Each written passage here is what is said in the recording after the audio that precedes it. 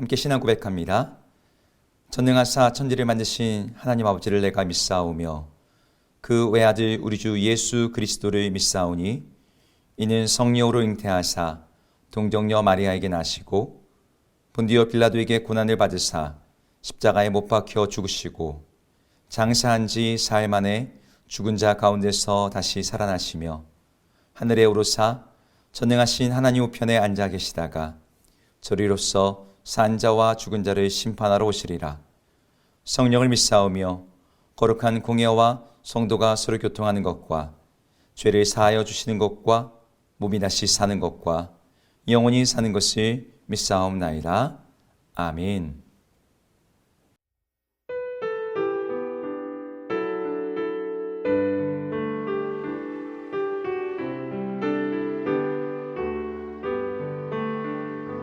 주 없이 살 수 없네 죄인의 구주여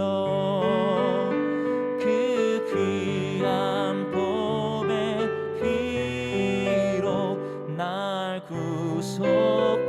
구속하소서 구주의 사랑으로 흘리신 보혈이 내 소망 나의 위로 내 영광 됩니다. 주 없이 살 수 없네 나 혼자 못 서리 힘없고 부족하며 지혜도 없도다 내 주는 내 생명 또 나의 힘이라 주님을 의지하여 지혜를 얻으리 주 없이 살 수 없네 내 주는 아신다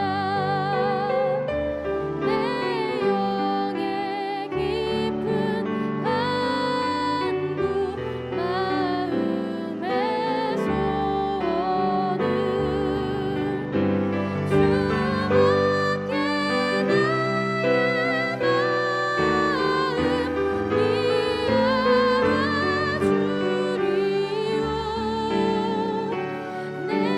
마음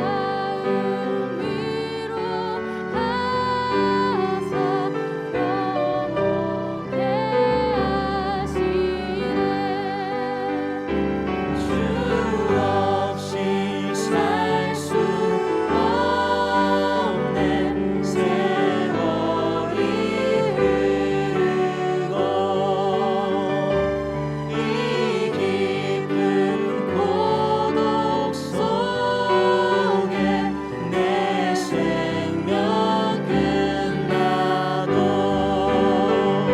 사나운 풍랑일 때 날 지켜주시니 내 곁에 계신 주님 늘 힘이 됩니다.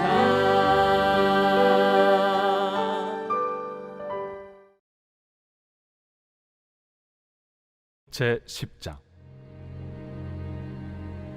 율법은 장차 올 좋은 일의 그림자일 뿐이요 참 형상이 아니므로 해마다 늘 드리는 같은 제사로는 나아오는 자들을 언제나 온전하게 할 수 없느니라.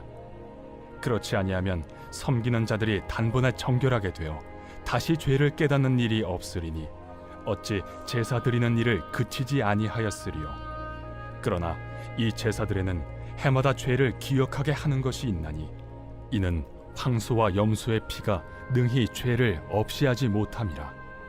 그러므로 주께서 세상에 임하실 때에 이르시되 하나님이 제사와 예물을 원하지 아니하시고 오직 나를 위하여 한 몸을 예비하셨도다.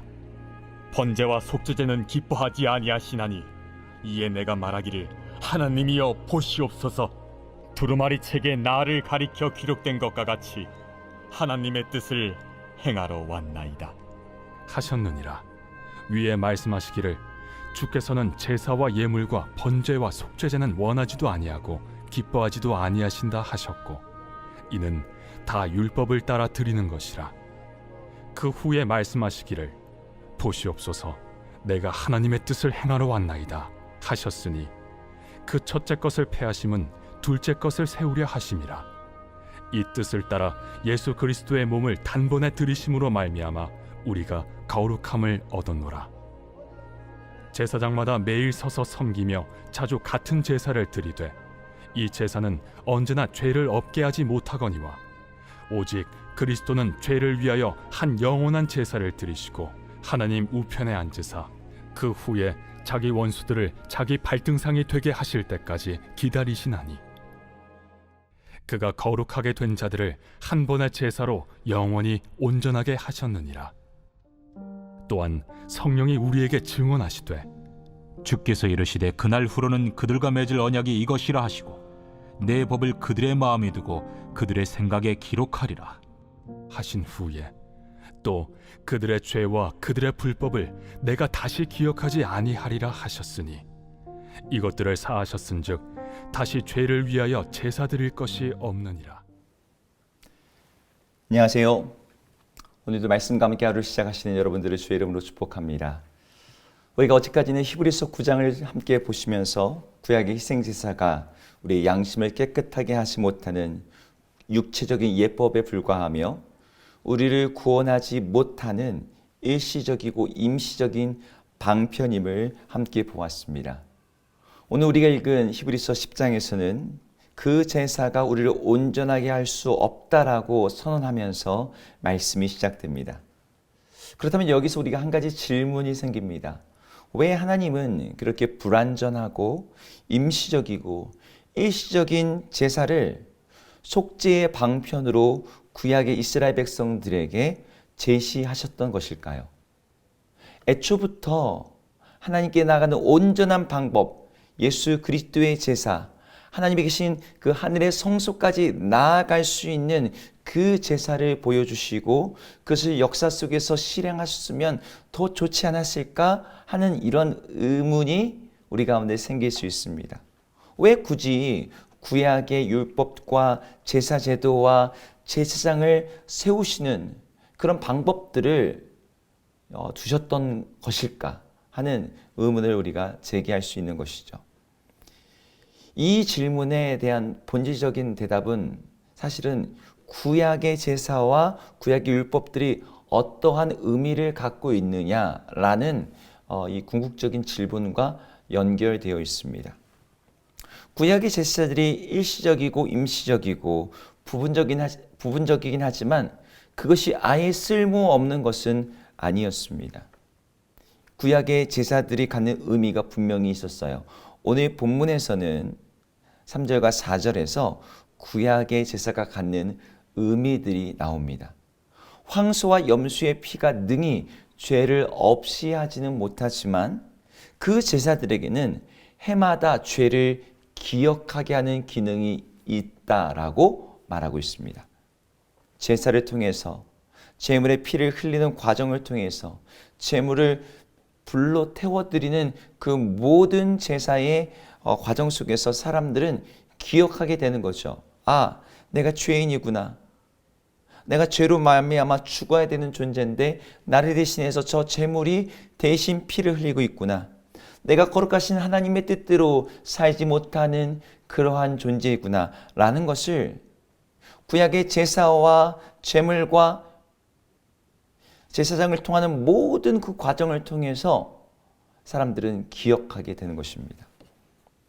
죄는 특별한 어떤 그 성질이 있는데 그것이 무엇이냐면 범죄한 사람의 양심을 마비시키는 것입니다. 그리고 그 죄악의 악함과 그 비참한 결과로 말미암아 사람의 마음이 무뎌지게 되죠.